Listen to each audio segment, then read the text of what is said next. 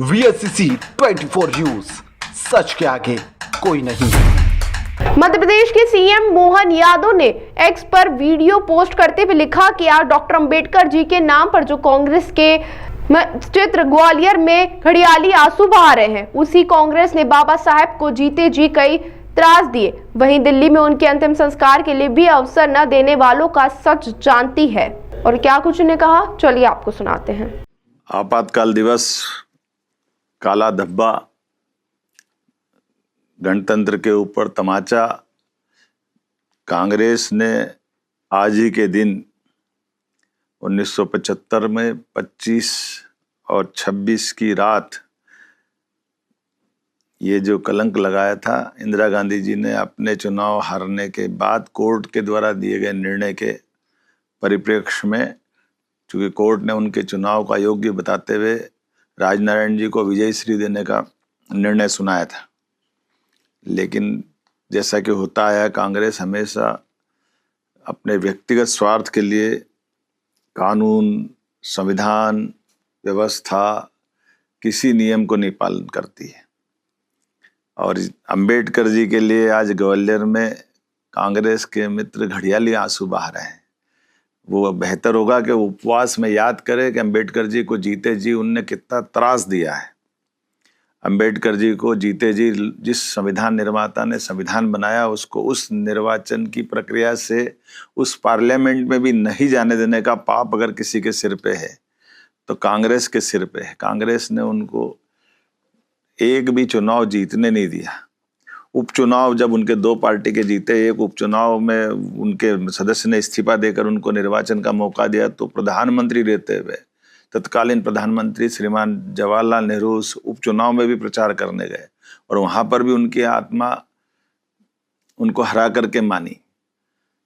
दुर्भाग्य के साथ कहना पड़ेगा, वो जीते जी उनको जितना कष्ट दिया, मरने के बाद भी, उनके शरीर छूटने के बाद, एक ऐसे महान अंबेडकर जी जिनने अपने जीवन के सभी पक्षों से समता आधारित समाज, संविधान, कितना योगदान दिया है, लेकिन उनको देहावसान के बाद दिल्ली में उनके अंतिम संस्कार का भी मौका नहीं दिया है।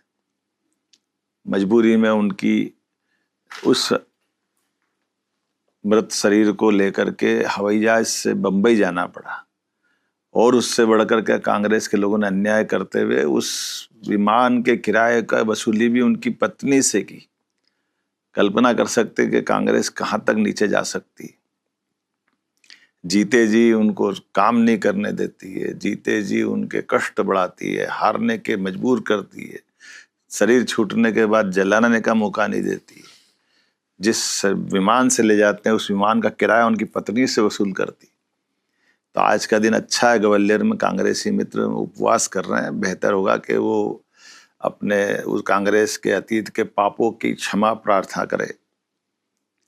और ये जो पूरा घटनाक्रम अंबेडकर जी के प्रतिमा को लेकर के ये पूरा संकट खड़ा किसने खड़ा किया? कांग्रेस ने पहले विरोध किया और कांग्रेस ही आज बजाय ये कोर्ट में, हाई कोर्ट के चीफ जस्टिस की कमेटी के पास जाए, उनसे वहां निवेदन करे कि हाँ आप जल्दी निराकरण करो, हमारा पक्ष सुनो, लेकिन बजाय वहां करने के वोट की राजनीति करने ग्वालियर में जनता को मूर्ख बनाने आए।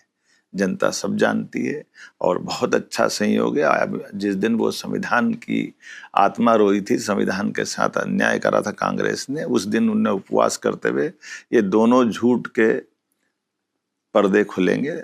अंबेडकर जी के साथ उनके द्वारा किया गया अन्याय और संविधान के साथ, संविधान में संशोधन 42वां और 39वां, जिसके आधार पर इंदिरा गांधी जी ने अपने आप को प्रधानमंत्री पद को सभी न्यायालयीन कार्रवाई से ऊपर मान लिया था। ऐसा तो कभी हुआ ही नहीं, जिसको सहायोग कमीशन ने बाद में सिद्ध किया कि हाँ ये गलत हुआ है 1978 में, कि आपातकाल भी गलत था और ये संविधान का संशोधन ही गलत है।